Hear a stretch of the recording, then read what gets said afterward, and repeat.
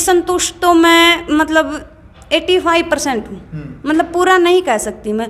क्यों हूँ मैं? क्योंकि उसने खुद ये बताया 15 दिन पहले, बच्चे को मारने से 15 दिन पहले जब वो उसे दवाई दिलवाने गया तो अंजलि खुद ड्राइव कर रही थी, गाड़ी अमन की थी। भाई अभी आपस में हम ले जाते हैं चीज़ें, गाड़ी अमन की थी, वो खुद ड्राइव कर रही थी, लवली की एक सिस्टर थी उसके साथ में, उसने गाड़ी को एकदम से घुमा दिया। तो मतलब अगर उसको इतनी दिक्कत है तो मैं लवली से ये पूछना चाहती हूँ, आप उसको घर क्यों लिए बैठे थे, उसको एडमिट क्यों नहीं करवाया? क्या इसी इंतजार में थे कोई बड़ी घटना को अंजाम दे? नमस्कार, मैं हूं अजय भारद्वाज और आप इसमें ग्राउंड मीडिया देख रहे हैं। और आप सभी को पता कि जस हत्याकांड को लेकर के अभी तक जो उसकी न्याय की गुत्थी है वो नहीं सुलझी, अभी तक उस बेटे को न्याय नहीं मिला। हालांकि पुलिस प्रशासन लगातार प्रयास कर रहा है, CIA 2 की जो टीम है वो भी प्रयास कर रही है। और आज इसी मामले को लेकर के कल देर शाम जो अंजलि का जो पति है लवली, वो खुद मीडिया से रूबरू हुए हैं और अंजलि के ऊपर, यानी कि जो अंजलि ने जो छोटे मासूम बच्चे को मौत के घाट उतारा है उसका कबूलनामा उसके पति ने किया कि मेरी ही पत्नी ने ऐसा काम किया। और जो खुद का कबूलनामा अंजलि ने वो 2-3 दिन पहले खुद कर चुकी है कि मैंने ही उस मासूम बच्चे को मारा है मोबाइल की तार से।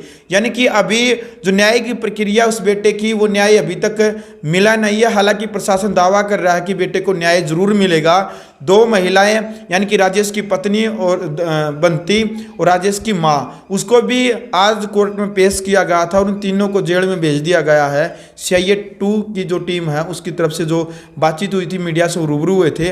लेकिन मेन फोकस कि लवली का जो बयान आया है उसके ऊपर आपकी क्रिया की प्रतिक्रिया क्या है?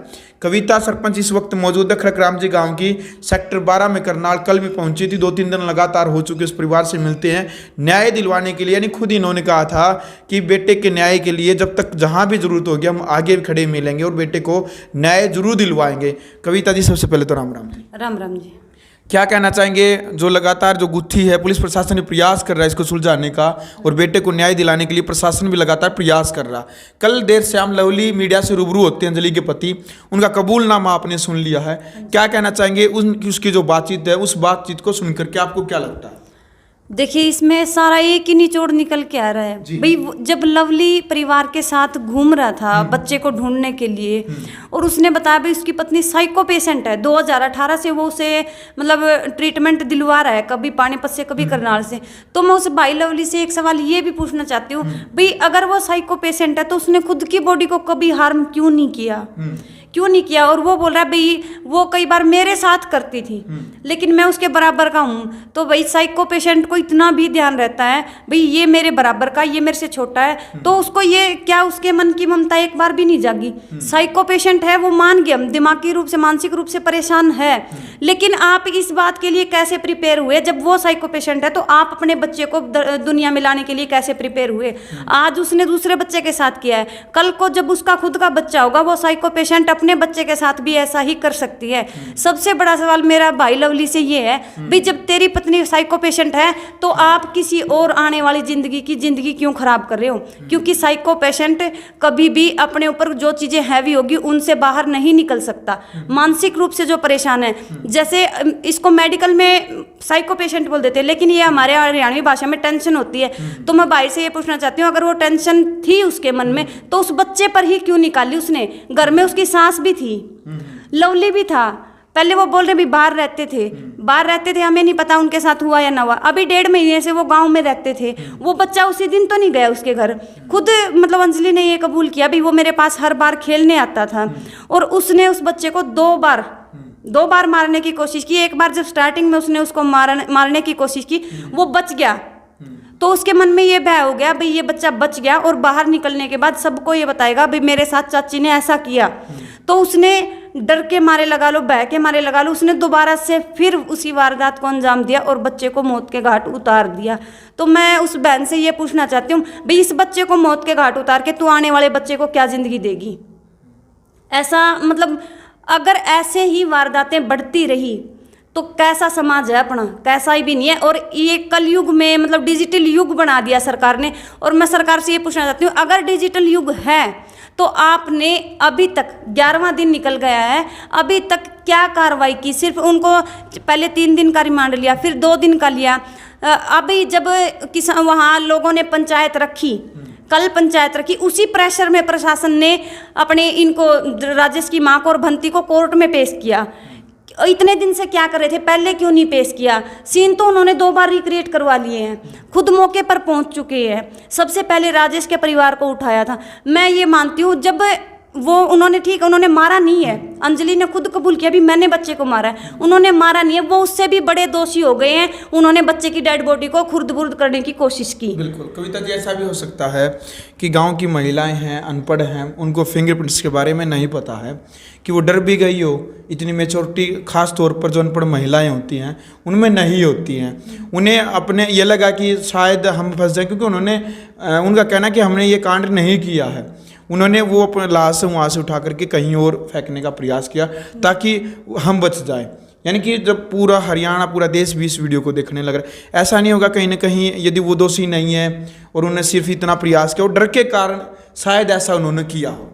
देखिए ये मैं मानती हूँ भी, डर तो मतलब उस टाइम प्रशासन था, और एक बच्चे की डेड बॉडी देखना ये सबसे मतलब मैं बोलती हूँ सबसे भावुक दृश्य था, ये सबसे संवेदनशील दृश्य था। लेकिन उस बच्चे की डेड बॉडी को देखकर, जिसके बारे में परिवार कल से घूम रहा था, पिछले दिन से घूम रहा था, हर गांव में, हर घर में, हर गली में घूम रहा था, खुद राजेश भी घूम रहा था, तो मैं ये पूछना चाहती हूँ उन औरतों से भी, तुमने देख लिया था, वो मर चुका है, वो वापिस आने वाला नहीं था। लेकिन प्रशासन को वो उसी टाइम ये बोल सकते थे भाई हमारे घर में रखा है, हमें नहीं पता ये किसने डाला किसने नहीं डाला। अनपढ़ता, इतनी अनपढ़ता नहीं है कि आपको यही सूझबूझ नहीं है भी आपने इस समय क्या करना है। और मैं अपने एक बताऊं, अपने हरियाणवी में होया करा है, पढ़े लिखे था कढ़िया गाना सही होया करा है, और अनपढ़ लोगों के पास बहुत ज़्यादा दिमाग होता है।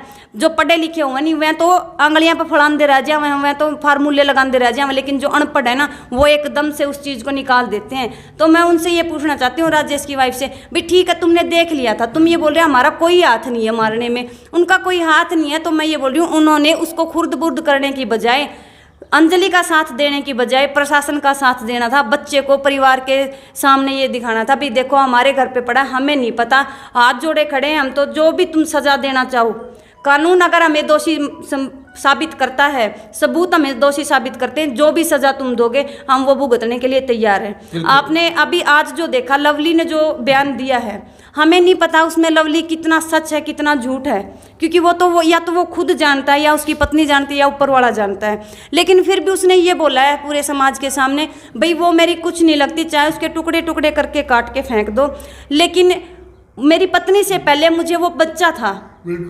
तो मैं ये समझती हूँ भाई अगर यही दृश्य राजेश का परिवार करता तो वो बच्चा समय से मिल जाता, और इतना कुछ नहीं होता। लोगों के मन में आधा रोष तो उस डेड बॉडी को खुर्द-बुर्द करने की वजह से हो चुका है।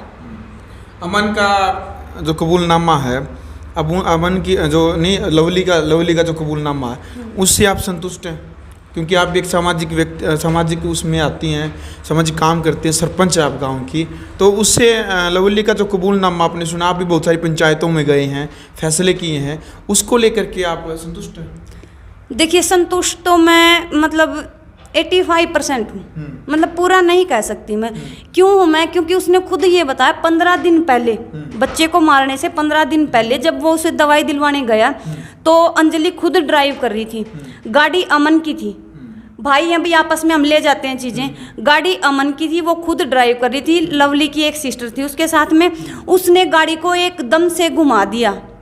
तो मतलब अगर उसको इतनी दिक्कत है तो मैं लवली से ये पूछना चाहती हूँ, आप उसको घर क्यों लिए बैठे थे, उसको एडमिट क्यों नहीं करवाया? क्या इसी इंतज़ार में थे कोई बड़ी घटना को अंजाम दे और तब आप इसे एडमिट करवाओ? जब वो इतना कुछ कर रही थी, अपने आप को दिखा रही थी भाई मैं साइको पेशेंट हूँ, तो भाई मेरी तरफ से यही गुजारिश थी, इतना बड़ा कांड नहीं होता अगर तू इसको वहाँ एडमिट करवाता, 2-4 दिन इसको वहाँ रिलैक्स करवाता। ट्रीटमेंट के बहुत से तरीके हैं, थेरेपी भी दी जाती हैं, तो कुछ ना कुछ तो रिजल्ट निकलता। तीनों आज जो राजेश की माँ है और पत्नी है, और जो मुख्य आरोपी है अंजलि, उनकी चाची जो हत्यारी है जस बेटे की, तो उन तीनों को आज कोर्ट में पेश किया गया और उनको जेल में भेज दिया गया 14 दिन के लिए।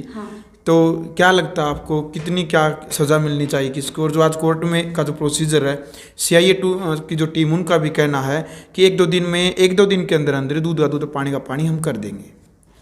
देखिए मैं आपको एक बात बताना चाहती हूँ भाई, देखिए अभी तक हम इस कार्रवाई से संतुष्ट नहीं थे, लेकिन जो आज CIA 2 के मोहनदास जी ने बयान दिया है, उसमें मतलब मैं सारी नहीं बोल रही, उसमें 60% सच्चाई हमें नज़र आ रही है। क्यों नज़र आ रही है? क्योंकि आज जब उन्हें हॉस्पिटल में ले जाकर मेडिकल करवाया गया, उसके बाद उन्हें कोर्ट में पेश किया गया, उन्होंने ये बताया जो रिपोर्ट रहती हैं आज शाम तक आ जाएंगी, और आ जाने के बाद जो कुछ मिलान हैं रहते हैं बचे हुए, उन मिलानों को करने के बाद सही जो दोषी हैं उनको घोषित कर दिया जाएगा, और उनको जो भी सज़ा है, देखिए वो ये तो लंबा प्रोसीजर है, क्योंकि कानून को हम नहीं जानते, वो तो जो उस एरिया में है, उस महकमे में वही जानते हैं। लेकिन फिर भी मैं ये बोलना चाहती हूँ, मोहनदास जी, अगर यही बातें आप जिस दिन आपने अंजलि का रिमांड लिया, 3 दिन का रिमांड लिया, यही बातें अगर उस समय खोलते तो दुनिया इतनी जज्बाती ना होती और इतना बवंडर नहीं फैलता। यही बातें उन्होंने, जब दुनिया आक्रामक हो चुकी है और अपने आपे से बाहर हो चुकी है, क्योंकि ये कलयुग में हर घर में अगर न्याय ना मिला इस बच्चे को, तो ये कहानी हर घर की होनी है, सिर्फ जस की नहीं, हर घर की कहानी होनी है। और आपने देखा भी होगा, छोटे छोटे बच्चों के अंदर इतना भय हो गया है। पहले कोई भी बच्चा किसी के घर चला जाता था, लेकिन जिस दिन से जस की हत्या हुई है, बच्चे अपने घरों में सिमट कर रह चुके हैं। उन्हें मतलब अगर ऐसे ही अपने घर तक सिमट कर रह चुके हैं, तो उन्हें परिवार का क्या पता चलेगा? क्या पता चलेगा कौन चाचा है, कौन ताऊ है, कौन दादी है? तो मेरी तो मोहनदास जी से यही अपील है, दोषियों को जल्दी से जल्दी घोषित किया जाए, और जो भी यहाँ आपके इसमें कड़ी से कड़ी सजा है वो सजा दी जाए, क्योंकि कोर्ट, हमें पता है ये लगभग 2-3 साल तक चल जाएगा। लेकिन मैं एक बात और बताना चाहती हूँ आपको, देखिए जो हमें नॉलेज है, जब हम मान लो अभी है प्रेग्नेंट, तो वो प्रेगनेंसी में हम उसको नहीं सजा दे सकते, लेकिन जब बच्चा हो जाने के बाद वो दोषी है, बिल्कुल अभी आरोपी है, अभी तो आरोपी है, लेकिन जब सही आरोप सारे साबित हो जाएंगे, दोषी हो जाएगी वो, और दोषी को सजा दे सकते हैं हम। और तो तब आप सज़ा दिलवाइए, इस बच्चे को न्याय दिलवाइए, इस समाज को न्याय दिलवाइए, आने वाली पीढ़ी को ये बताइए भी कानून अभी भी जिंदा है। आप लोगों को कानून हाथ में लेने की ज़रूरत नहीं है, जनता को आक्रामक होने की ज़रूरत नहीं है। आप प्रशासन पर विश्वास रखें, समय के साथ सभी चीज़ें सही हो जाएंगी। मैं मोहनदास जी से यही अपील करना चाहती हूँ, जो दोषी हैं उन्हें निकालिए और जनता के सामने ये बताइए भाई ये एक्यूरेट दोषी हैं और इनके लिए हमने ये सज़ा मतलब प्रावधान किया है। बिल्कुल।